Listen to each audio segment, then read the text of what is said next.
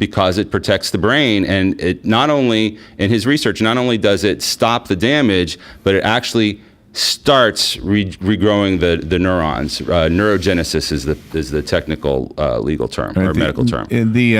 I've worked 3 years at an assisted living facility. Part of the facility was a locked up place called memory support. That's where everybody with Alzheimer's was kept. I can imagine that being a pretty popular place if they start smoking marijuana in there. I'm going to go check on the patients in memory support. Yeah, go ahead. I'll be there too. Just hold on. I'll be right there. Just open the door. You can breathe. Right there. But as far as the things that are on the ballot, I mean, that's what's important. Do you have the actual wording of the amendment? Do you know? I do have copies of it. I don't know that I can pull it up here. Is it too lengthy? It's pretty lengthy, and it's a lot, and it's a lot of legalese. I don't know that it would make very good radio. But is it okay? We don't want that. So but basically, what it does is it gives the doctors the authority to prescribe this to their patients, and the patients the authority to possess and to take this substance, and it separates them from the criminal drug dealers and all of the legal repercussions that would otherwise come down on people that are, with this, I think is a very misdirected. And I think that's why the decriminalization part has to happen. If this other one happens, if we legalize the use of marijuana for medicinal purposes, then the decriminalization for recreational purposes has to happen in my mind. Well, there's right now, actually, I think it's 22 states. I think Maryland just the last 2 days passed a bill which does decriminalize small amounts of marijuana and establishes a medical marijuana regimen in that state. There are 22 states that have medical marijuana right now, and there are 2 states that have gone the next step, and they have legalized it for recreational purposes. 2. That's Washington State and Colorado. Okay. And in Colorado, and actually I have a friend that just sent me a picture. I won't say his name, but where he was standing outside of one of the little shops where you can go and buy it for recreational purposes there. These are 2 different issues to me, though. I think the very most logical and important first step that we can take is to let people someone's going through chemotherapy. I had a woman that I talked to while I was collecting signatures for this. She came up to me and she said, it's the only thing that has let me sleep. It is the only thing that has let me eat. 100% agree. And it is the only thing that made me feel like myself again. Well, I don't disagree at all. Yeah. In fact, it's a no-brainer to me. I can't see why I can't see the other argument here. Well, I will talk about some of the things. There's a lot of... Gary, just let me say this. I see it 100% the same as you do. But what I'm trying to say is everybody might not, and that's why it needs to be made clear that this is for medicinal purposes. Right. Please let me finish. And that's why I think the decriminalization has to happen also. Here's why. You probably already see it. I'm maybe saying this just to kind of straighten it out in my own mind. But if it is still illegal, decriminalization doesn't make it legal. It just means you're not going to go to prison for the rest of your life for it. Right. Well, I think that there's a very good argument to look at what Portugal did. And what they did is a system and they did it really for financial reasons because the country was broke and they just could not afford all the expenses that were going on there. And so this was back about 10 years ago now. And what they did is they prescribe civil penalties and rehabilitation for drug users while selling stuff is still illegal. And I really think that that's a model that this country should look at. But again, that's another question, I think. And just the only thing I didn't get out is this, that if it's made legal for medicinal purposes and the medicinal application you've already outlined includes smoking, you included in it. So since that's going to be a possibility, you don't want somebody to have it and get thrown into jail because there's a confusion. There has to be a decriminalization. There is a system that's been established in most states, and I believe it's written into this amendment where if you're a caregiver and you can, basically patients will have to be licensed. And they'll have a license, and they can also, in the process of that licensing, name a caregiver. And so this protection will, for instance, if my grandmother who had cancer would not smoke it actually for the legal reasons of it. But if someone was bringing something to that person as the caregiver, as the designated caregiver, they too would have the legal immunity. Okay, but listen to this scenario. I don't have insurance for anything. I'm against the Obamacare, and I don't believe in insurance. but I think I need marijuana. Okay, I'm just going to diagnose this myself.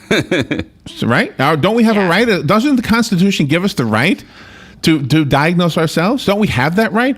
So couldn't I go if it was decriminalized and say, "Hey, cousin Johnny, how come you're so good right now? You used to be the same thing as me. Oh, I got a prescription. You should go get one." Well, how much was that? That was $200.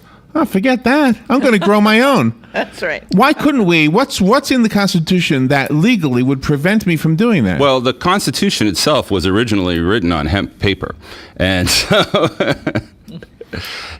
you're not going to get any arguments from me. But that's what I mean. That's why it should be decriminalized, so that the guy who does look, if smoking a plant can help some guy who paid a doctor $200 for the diagnosis and then $200 for the prescription. And I say, you know what? I got the same thing. I'm just going to grow my own.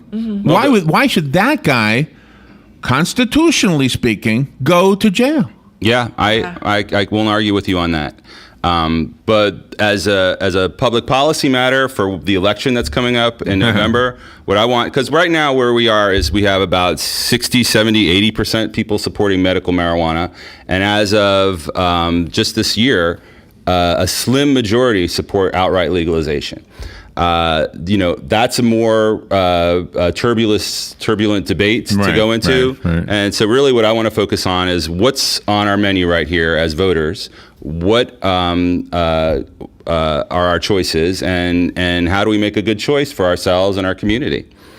And there is so does the organization that you don't officially represent? Well, I am a member. Okay. And is there a website? Are they spelling it out for us? UnitedForCare.org is the official website of the organization, and it's a lot of good people that are. But I mean, do they kind of give it? Do they make it marijuana for dummies? Do they do that?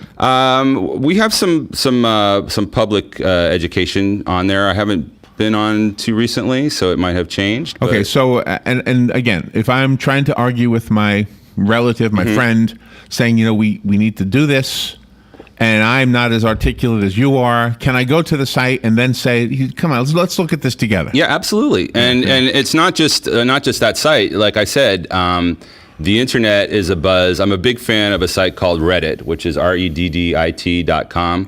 And they have subreddits for any kind of subject that you're interested in. And this is a user-driven site where you get people submitting articles, and then you either vote the article up or you vote the article down. And so the headlines on Reddit are always the stories that the most people think are the most important. Okay. And I read that every day.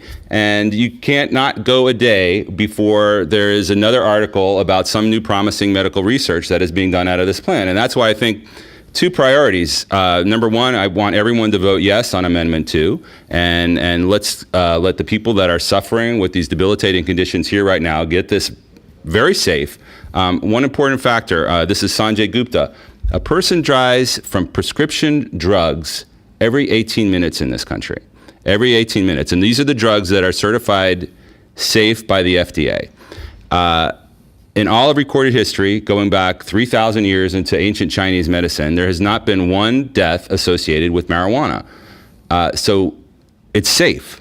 Is it effective? Well, you can talk to the people that are benefiting from it right now. Right. We have a new phenomenon in this country right now called medical marijuana refugees, where people are leaving states where it's illegal to take their children to places like Colorado and Washington State, where they can get their kids the life-saving medicines that are really changing people's lives and alleviating suffering and reducing costs. Gary Schor, thank you for coming in. We ran out of time. UnitedForCare.org is the website. Great argument, great points you've made.